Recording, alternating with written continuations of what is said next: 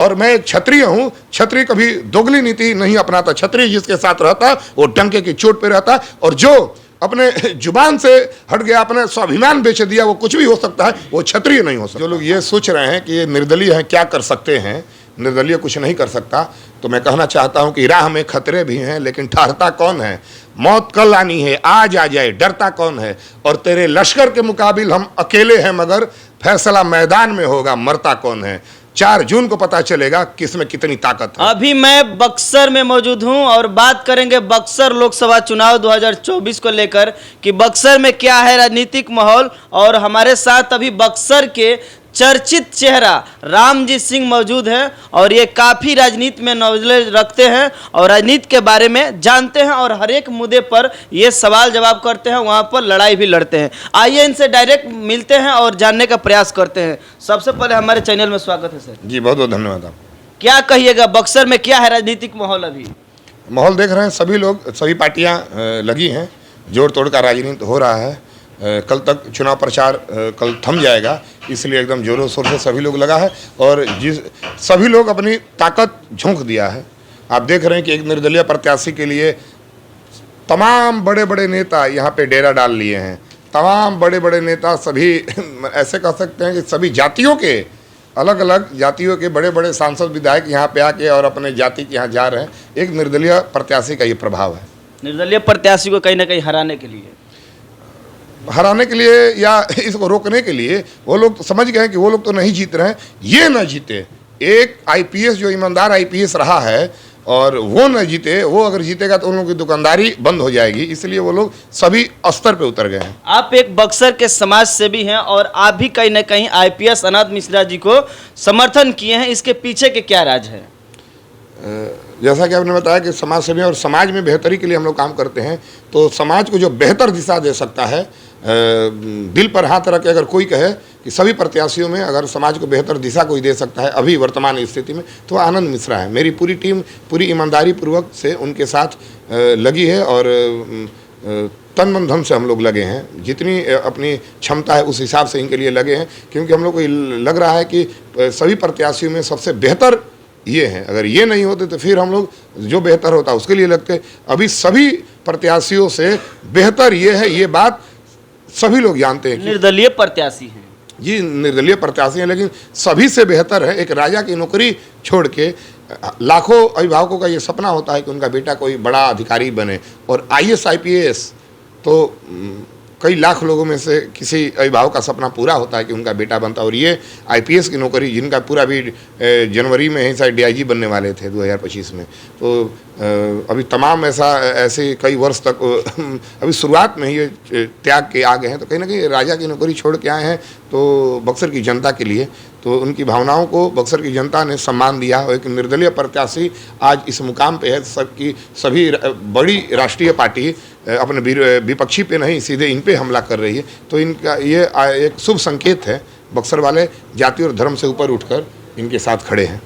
बक्सर जिला के पूर्व जिला अध्यक्ष भाजपा के जो राणा सिंह है, वो समर्थन किए हैं और वो पलटी मार दिए हैं। ये क्या पीछे की सच्चाई है और क्या वजह रहा है? देखिए, एक ईमानदार आदमी चुनाव इस आर्थिक युग में कैसे लड़ रहा है, ये हम और आप जान रहे हैं। एक आज की आर्थिक युग में चुनाव में कितना खर्चा हो रहा है, और कोई और ख़ासकर ये आईपीएस हैं, किस प्रकार से इनका कैंपेनिंग चल रहा है, हम लोग कैसे काम कर रहे हैं, अपना खा के अपना लगा के, और कोई सोचे कि ये पैसा दे दें, इनसे पैसा ले लें, तो ये कहाँ से संभव है। और शुरू में बहुत लोग इनको इशारा किए थे, लेकिन जो हुआ, और स्वार्थ में पद के लिए, पैसे के लिए कोई अपना ईमान बेच दे, तो पद और पैसा, जब स्वाभिमान ही आपका नहीं रहेगा तो पद और पैसा आप लेके क्या कीजिएगा। दबाव किस पे नहीं बन रहा है हम लोगों पे। मैं आपको दिखाने लगूं तो ये छुटभैया नेताओं की मैं बात नहीं कर रहा हूं, प्रदेश स्तर के नेता लगातार मेरे संपर्क में हैं कि भाजपा के जी, अब बता ही तो रहे हैं कि अगर दिखाएं, खुलासा कीजिए कि भाजपा के प्रदेश सभी जगह से लोग हैं, सभी जगह से लोग, किसी एक पार्टी पे बना नहीं है कि थम रुक जाइए या आ जाइए। बहुत तरह का हम आपको दिखाएंगे सबूत। इसको मैं सार्वजनिक, चूँकि सबसे संबंध है, सार्वजनिक मैं नहीं कह सकता। वैसे लोग जो पहले का मेरा फोटो लगा के और दिखा रहे हैं कि किसी पार्टी का एजेंट है और तुम्हारी ही पार्टी के आका लगातार मेरे संपर्क में हैं, लेकिन पैसा और पद लेके आप क्या कीजिएगा जब आपका सिद्धांत ही नहीं बचेगा।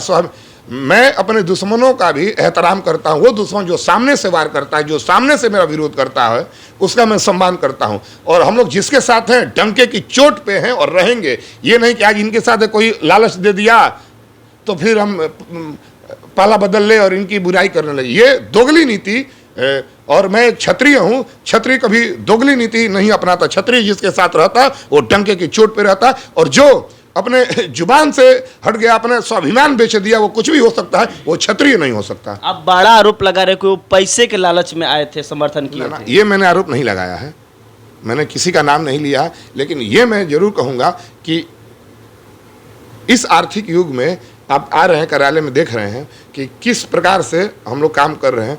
झंडा मैं आपको बता रहा हूँ। क्यों पलटी मार दिया है? अब तो वो बताएंगे ना, अब तो वो बयान देंगे, लेकिन 4 दिन पहले तक वो उस प्रत्याशी के बारे में क्या क्या नहीं बोले हैं, हम लोग के सामने क्या क्या नहीं अस्तर विहीन बात बोले हैं। लेकिन हम लोग किसी प्रत्याशी, हमारे जो सर हैं, हमारे प्रत्याशी जो हैं, किसी भी प्रत्याशी के व्यक्तिगत जीवन में प्रहार नहीं किया, लेकिन जो पलटी मार के गए हैं वो तो व्यक्तिगत प्रहार करके गए हैं। और दुश्मनी जम कर करो, लेकिन ये गुंजाइश रहे जब कभी एक हो तो शर्मिंदा ना हो। आज वो कैसे उस प्रत्याशी से नज़र मिला रहे होंगे जिसके बारे में, जिसके चरित्र के बारे में वो सवाल उठा रहे थे, जाके आज उसको चरित्रवान का सर्टिफिकेट दे रहे हैं। ये हम लोग जैसा व्यक्ति नहीं करेगा। हम लोग बहुत आगे जाने का ख्वाहिश नहीं, हम लोग जहाँ हैं ठीक है, कम से कम ये है कि अपने आप से नज़र मिलाने में हमें शर्मिंदगी महसूस नहीं होगी, ऐसा हम लोग काम कर रहे हैं। बक्सर लोकसभा क्षेत्र के एनडीए प्रत्याशी मिथिलेश तिवारी जी ने आईपीएस अनंत मिश्रा जी को अर्बन नक्सली बोले हैं, क्या कहिएगा उस पर? ये तो बक्सर की जनता देख रही है।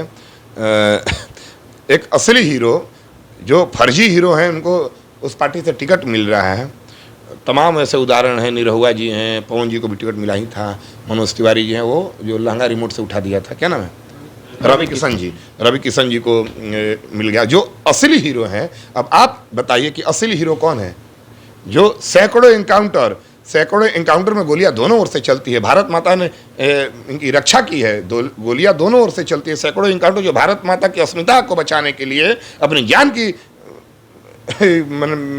बाजी लगा दिया हो, और इतनी बड़ी और अपना दायित्व ईमानदारी से पूरा किया हो, और वैसे व्यक्ति को इस प्रकार से ये आरोप लगाया जा रहा है कि ये नक्सली हैं। तो बक्सर की जनता, बक्सर की बेटे के साथ जो ये अपमान हो रहा है, और बक्सर की जनता अगर सचेत हो गई, मुझे तो लग रहा है कि युवा सचेत हो गए हैं, बक्सर की जनता सचेत हो गई, तो मैं दावे के साथ कह सकता हूं कि आने वाले आगामी कोई भी चुनाव में ऐसे प्रत्याशी, ऐसे व्यक्तित्व पे कुछ बोलने से पहले हजारों बार सोचेंगे कि हम किसके बारे में क्या बोल रहे हैं। कल तक आपके मुख्यमंत्री इनका विधानसभा में इनकी बड़ाई करते नहीं थकते थे। कल तक ईमानदारी का सर्टिफिकेट 3 महीना पहले तक ये ईमानदार थे, देशभक्त थे, जब तक प्रत्याशी की घोषणा नहीं हुई थी। और ये चुनाव लड़ गए तो चोर, बेईमान, अपराधी सब हो गए। मैंने 3 महीने, देखिए कितनी बड़ी साजिश है, ये अस्तर ये लोग के कितना नीचे गिरा है। 3 महीना पहले तक वो तमाम लोग इनको देशभक्त, बहुत बड़े देशभक्त हैं, एकदम माँ भारती का लाल है, ईमानदार है, और केवल ये चुनाव इनका दोष 2 ही हैं। एक तो ये निर्दलीय चुनाव लड़ गए हैं, और दूसरा जो दोष है कि सैकड़ों बार उग्रवादियों से लोहा लेते वक्त ये जिंदा बच गए हैं। अगर ये शहीद हो गए होते तो यही लोग एकदम गला फाड़ फाड़ के चिल्लाता। इनका यही है कि ये माँ भारती ने इनकी रक्षा कर ली, ये बच गए, और आज हमारे बीच में आए हैं तो ये नक्सली हो गए। अगर सही में भारत माता ने इंसाफ किया तो ऐसे बोलने वाले को करारा तमाचा बक्सर की जनता मारेगी जरूर। क्या लग रहा है कि एक निर्दलीय प्रत्याशी आईपीएस आनंद मिश्रा से जो देश की बड़ी पार्टियां वो डर रही हैं? आईपीएस आनंद मिश्रा, जो लोग ये सोच रहे हैं कि ये निर्दलीय हैं, क्या कर सकते हैं, निर्दलीय कुछ नहीं कर सकता, तो मैं कहना चाहता हूं कि राह में खतरे भी हैं, लेकिन ठहरता कौन है? मौत कल आनी है, आज आ जाए, डरता कौन है? और तेरे लश्कर के मुकाबिल हम अकेले हैं, मगर फैसला मैदान में होगा, मरता कौन है? 4 जून को पता चलेगा किसमें कितनी ताकत है। क्या लग रहा है बक्सर लोकसभा क्षेत्र में कि किसका माहौल चल रहा है ज़्यादा?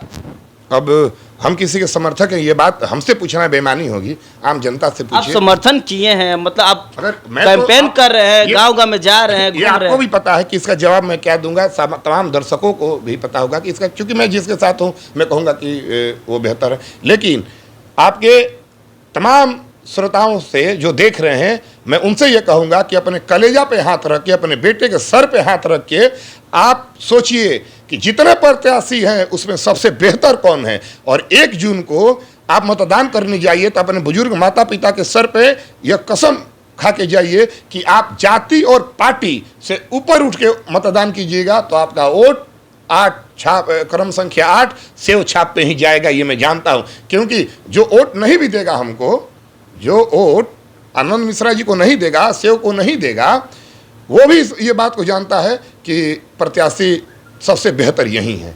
आप समर्थन किए हैं, क्या लग रहा है कि अंतिम दिन तक आप पलटी मारेंगे तो नहीं ना, जिस तरीके से राणा सिंह पलटी मार गए? शर्मिंदा है भाई हम लोग, क्या कहा जाए इसका जवाब। अब तो हम लोग का वो चरित्र नहीं रहा है। हम लोग जिसके साथ रहे हैं, जब हम लोग भी चुनाव लड़े थे तो लोग यही कह रहे थे लड़ी हन तो 500 वोट मिली, सब होता है, सब सह के। और हम लोग शुरू से विरोध की ही राजनीति किए हैं। हम लोग सत्ता के पक्ष में हम लोग नहीं रह सकते। सत्ता के पक्ष में रहना माने तलवा चाटना होगा। हम लोग कोई भी बात शासन प्रशासन के खिलाफ एकदम डंके की चोट पे हम लोग बात रखते। आपको याद होगा पिछले भी जो सांसद थे सदर अस्पताल को लेके, हम लोग उनसे 2-2 हाथ करते थे। ये नहीं कि वो सांसद हैं और हम लोग जाके कभी सरेंडर नहीं हम लोग किए। सदर अस्पताल के लिए हम लोग लड़ते रह गए। आपको याद होगा कोरोना काल में, आज जो लोग गाली दे रहे हैं, बहुत लोग ऐसे जो पार्टी भक्ति में हमको बोल रहे हैं, उनके घर के लोगों को बचाने के लिए कोरोना काल में जब सारे आपके सांसद और आपके विधायक का मोबाइल बंद हो गया था, उस वक्त मैं उन लोगों को मदद किया हूं जो आज हमको गाली दे रहे हैं। सही बात है। लेकिन ईश्वर है, भगवान सब देख रहे हैं। और कौन बिका हुआ है इसका फैसला आप नहीं कीजिएगा, इसका फैसला मैं भी नहीं करूंगा। इसका फैसला लेकिन ईश्वर जरूर करेंगे कि कौन बिका हुआ है और कौन अस्त्र विहीन होकर काम कर रहा है। एक IPS को आप कोई आता है मुख्यमंत्री बयान देता है कि इसको टांग, बक्सर के बेटे को तुम टांग के ले जाओगे, बक्सर विधवा की भूमि है, हाथ में चूड़ी बन के लोग बैठे हैं कि तुम टांग के ले जाओगे, बक्सर के लोग देखते रहेंगे। इसका जवाब अगर बक्सर की जनता चेत गई तो इसका जवाब ऐसा देगी कि तुम्हारी हिम्मत नहीं होगी कि दोबारा तुम लोग इस तरह से। अभी मैं सोशल मीडिया पर देख रहा हूं कोई अब शब्द का प्रयोग इनको कर रहा है, ये कितनी शर्म। अरे तुम वोट मत देना ना, वोट मत दो, वोट मत देना, लेकिन ऐसे गाली दोगे तुम। और ऐसे व्यक्ति को जो भारत माता की स्वाभिमान की रक्षा के लिए सैकड़ों बार उग्रवादियों से लोहा लिया हो, एक ईमानदार जिस आपका मुख्यमंत्री आता है और कहता है कि इसके पास तो पैसा नहीं था असम में, वो ईमानदारी का सर्टिफिकेट तुम्हारा मुख्यमंत्री देता है और तुम उसको गाली दे रहे हो। सोशल मीडिया पर मैं देख रहा हूं कुछ बच्चे सोशल मीडिया पर बहकावे में आके उनको गाली दे रहे हैं। इसका जवाब दिया जाएगा। हम लोग को हमारे कोई भी सहयोगी, हमारा कोई भी समर्थक जो हम लोग के साथ है, किसी प्रत्याशी पे व्यक्तिगत वार नहीं कर रहा है। हम लोग नहीं चाह रहे हैं कि कहीं आपसी द्वेष हो। हम लोग किसी को हरा के नहीं बल्कि सबको मिला के जीतना चाह रहे हैं। यह बक्सर के स्वाभिमान की लड़ाई है। और लेकिन बक्सर की स्वाभिमान की लड़ाई में जो कुछ अस्त्र विहीन स्तर पे उतर गए हैं, इसका जवाब बक्सर की जनता देगी। एक IPS को इतना और इतने तेज तरह एक्स IPS आनंद मिश्रा को जिस प्रकार से परेशान किया जा रहा है, जिस प्रकार से उनके साथ अब शब्दों का प्रयोग किया जा रहा है भारत माता के सच्चे सपूत के साथ, इसका जवाब जरूर जनता 1 जून को देगी, मुझे पूरा भरोसा है। उसके बाद फिर आपसे जरूर बात होगी। बक्सर लोकसभा क्षेत्र की मतदाताओं से लास्ट में क्या कहना चाहेंगे? मैं एक युवा होने के नाते तमाम युवा अपने अभिभावकों से, माता बहनों से भी यह मैं आग्रह करूंगा कि 1 जून को अभी तक हमारे अभिभावक क्या किए हैं, जाति और पार्टी देकर वोट दिए हैं। किसी के भी अभिभावक हो, मैं बहुत विनम्रतापूर्वक एक युवा होने के नाते नम्र निवेदन कर रहा हूं कि आप सभी खासकर युवा वर्गों से कि आप लोग केवल अपना वोट मत दीजिए बल्कि अपने मोहल्ले के लोगों को, अपने मम्मी पापा चाचा चाची सबको जागरूक कीजिए कि अभी हम लोग जो दंश झेल रहे हैं बक्सर में, कुव्यवस्था का जो दंश झेल रहे हैं हॉस्पिटल से लेके सड़क तक, इसको अगर सुधारना है तो इस बार जाति और पार्टी से ऊपर उठकर आप मतदान कीजिए। 1 जून को आप जाइए मतदान करने तो केवल पार्टी और जाति को भूल जाइए। एक बेहतर उम्मीदवार जो दिखे, हम ये नहीं कह रहे हैं कि आप आनंद मिश्रा को वोट दीजिए, लेकिन जाति और पार्टी से ऊपर उठ जाइए। आपको जो बेहतर दिखे आप उसी को वोट दीजिए, लेकिन जाति मत देखिएगा, पार्टी मत देखिएगा। जितने प्रत्याशी 14, 15, 16 प्रत्याशी हैं उनमें से आपको ईमान से सोचिएगा कि बेहतर कौन है बक्सर के लिए उसको वोट दे दीजिए, बस। भारत माता की जय। चलिए, बहुत बढ़िया।